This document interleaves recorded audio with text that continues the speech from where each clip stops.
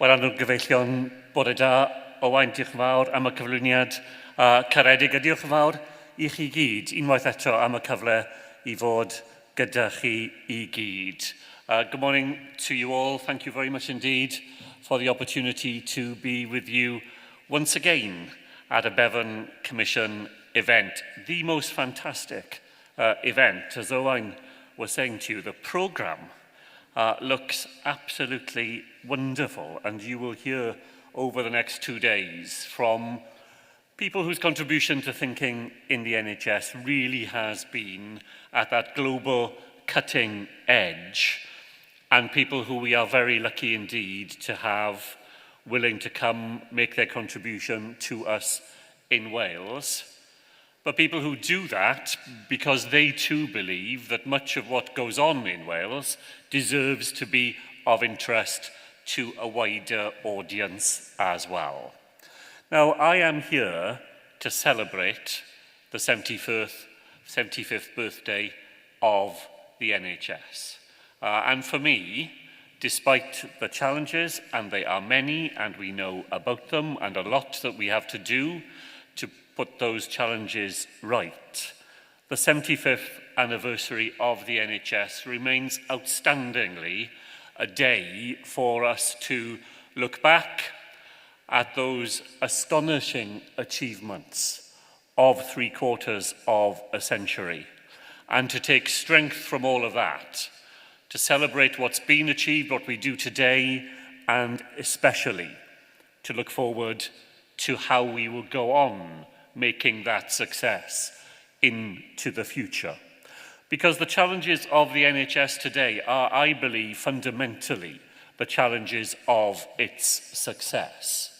The fact that we treat more people than ever before, that we do more good in their lives than ever before, that we have more possibilities that would have been unthinkable to an Eirin Bevan and those who created the NHS, that we have more staff of every sort, that we have a greater focus on quality of what we do, and that we have a service that has demonstrated time after time after time that whatever is thrown at it, it has the resilience to live up to those challenges. As Owain said, never more visible than in recent years. And when I think of the challenges facing the NHS today, in some ways, I think that the greatest threat of all is that because of all those successes, because the NHS miraculously, every time there is a challenge, steps up to address it, that too many people have come to take it for granted. We've forgotten the need to fight for the NHS. And you know that what Eirin Bevan said, of course, that the NHS will survive for as long as there are people prepared to fight for its future. Now, I want to say to you today that I think there are two sorts of fight that we have to be prepared to take on. The first is the easier of the two, because in many ways it is a fight amongst ourselves. It is a fight for those who are committed to the NHS and whose ambitions for it are always that it can do more and that it can do better. The risk is that instead of that narrative of achievement emerging as the bedrock of future success, it emerges instead as a focus on everything that hasn't gone as well as we would have wished, a narrative instead of disappointment and of failure. And I want to give you just one example of that. There is no more important cause to successive Labour-led governments here in Wales at the Senedd than we do everything we can to address the patent inequalities that we see in our society.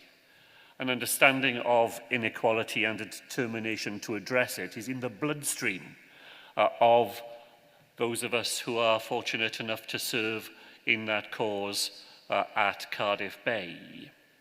And we worry all the time that we don't do enough, that we don't achieve enough. We worry about the entrenched nature of social class as a way in which it shapes people's lives with unequal chances for the future. And we worry about the more recent emergence of inequalities, the inequalities of race, of course, with our Anti-Racist Wales Action Plan.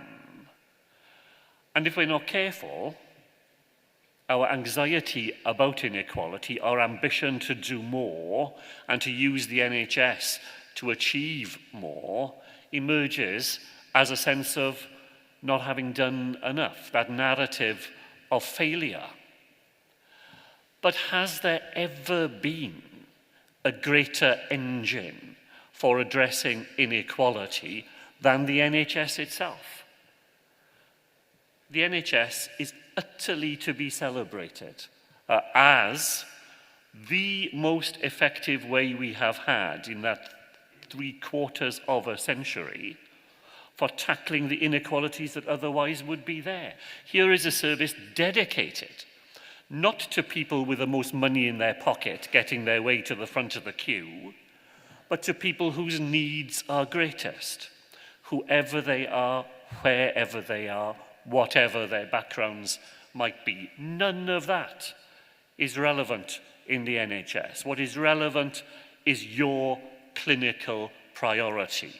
That is what gets you to the front of the queue. And imagine what health inequalities in Wales would be like today if you didn't have an NHS which has been, as I say, that great engine room for making sure that it is need and not those other advantages that people bring to the table that drives your passage through the service itself. So what I want to say to you in terms of that fight that goes on to express the ambition that we have for the NHS, let that ambition sing out. Let it sing out as our celebration of success, because we are ambitious for the NHS. We're ambitious to put right the things we know need to be put right. We're ambitious for it to do better, not because we think the NHS is gripped by failure or despair, but because it gives us a platform, a 75-year platform to go on doing even better than we have done into the future. And the reason we need to sing that ambition loud and clear in that positive way is because there is another fight, always, with the NHS. And you know, in some ways it is the disguised history of the service. We forget very often the struggle there was to create the NHS in the first place. Those enormous vested interests that Aneurin Bevan had to fight in order to create a national health service free at the point of use. And there have always been, absolutely always have been, people who never believed in the NHS at all. They watch and they wait. They plan and they plot. They do everything they can to persuade people that those things that go wrong in the service tell you the real story of the NHS rather than those astonishing successes that it achieves every day in the lives of thousands and thousands of people. And every now and then, when they think their moment might have come, they put their heads above the parapet again. And those voices have been there throughout the history of the health service, and they're quite certainly there today. So we have a recent Secretary of State for Health in England who is out there today telling people that the NHS is over, that it can't survive, that we can't go on doing what we have been able to do for those 75 years. And of course, he has his cheerleaders. He has his cheerleaders in the right-wing press who every day, in that self-fulfilling way, parade the problems of the NHS, developing that narrative that says to people, look at it, it just doesn't work. Well, Nair and Bevan would have been clear that all you have to do when you hear from those voices is to fight for the NHS, to expose the flaws in the arguments of those who've always believed that privatisation is the right way, that health service should be exposed to private profit making, who would sacrifice the NHS in a deal with some other country elsewhere on the face of the globe. There is nothing inevitable about that at all.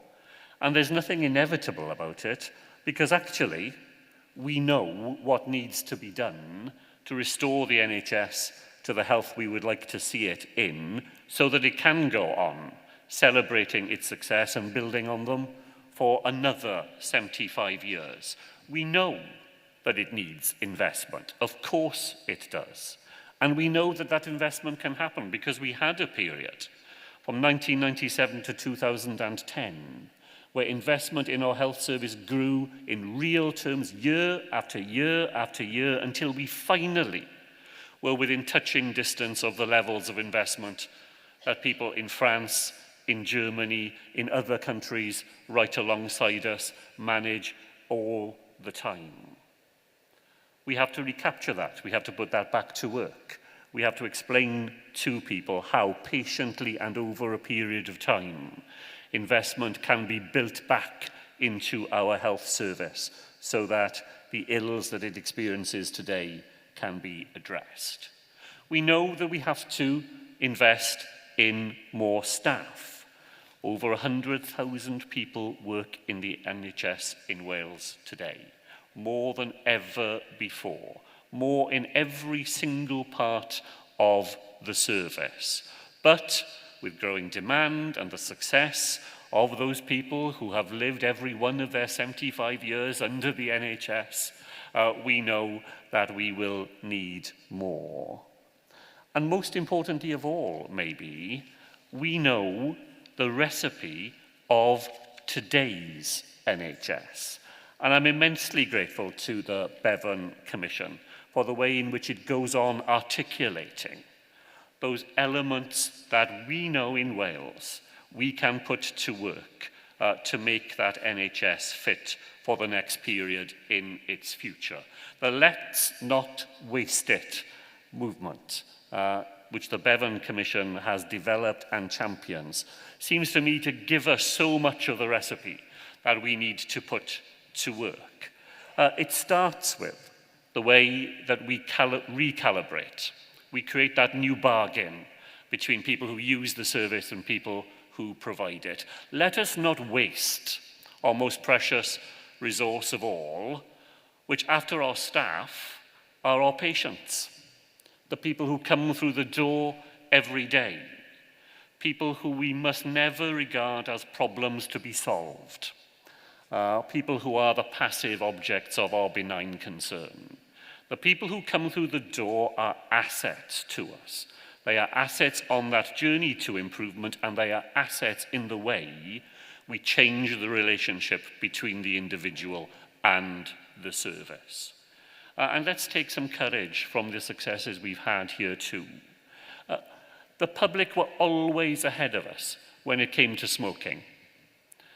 How much do I remember those debates on the floor of the Senedd when we were to ban smoking in enclosed public spaces, of the difficulties that we would have, of the enforcement regimes we would require, of the resources we would have to find to make sure that where people didn't comply with it, there were consequences for that non-compliance. And the day after it was introduced, we found that people had already got there far ahead of us. Now we have to spread that understanding into far more aspects of the way that we live our lives. We have to change the way we eat. We have to change the way we travel. we have to change the way in which we live out those other aspects of our lives, which when we do it, contribute to care of our own health in our own lives, and means that the NHS is there not to deal with avoidable consequences, but the unavoidable consequences that could happen in any one of our lives.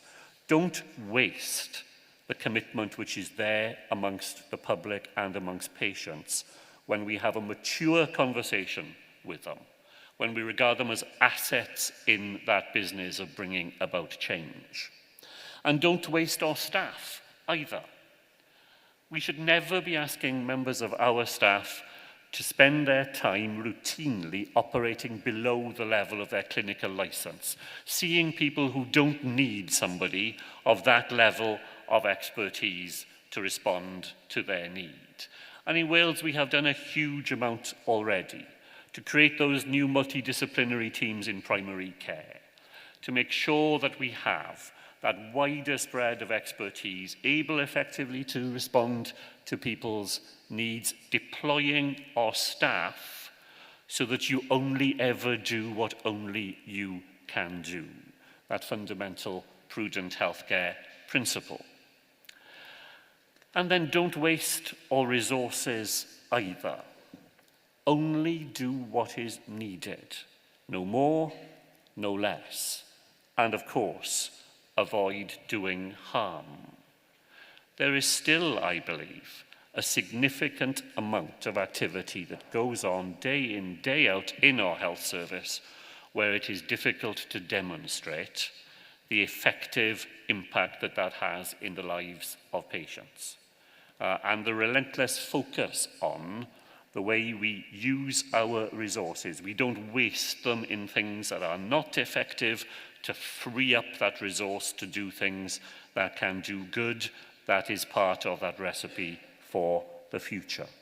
And then, of course, don't waste all those enormous opportunities that come with innovation. All the things we learnt to do during the coronavirus pandemic, all those new ways in which research provides opportunities for good to be done in people's lives. When we bring those things together, never wasting the opportunities that we have, the strengths that we mobilize, then the 75th anniversary of the NHS becomes, as I say, an opportunity, of course, to debate, of course, to discuss, of course, to show our determination that the NHS will be the very best organisation that it can be. But it is surely a day in which we celebrate everything that the NHS achieves. That modern miracle that in the lives of countless hundreds of thousands of our fellow citizens today is making a difference which without it would simply leave them stranded without the care, without the careful attention, without that public service commitment that our NHS mobilises. So thank you, of course, diolch o galon I chi gyd, for everything that you do and those who you work with do to make that miracle happen.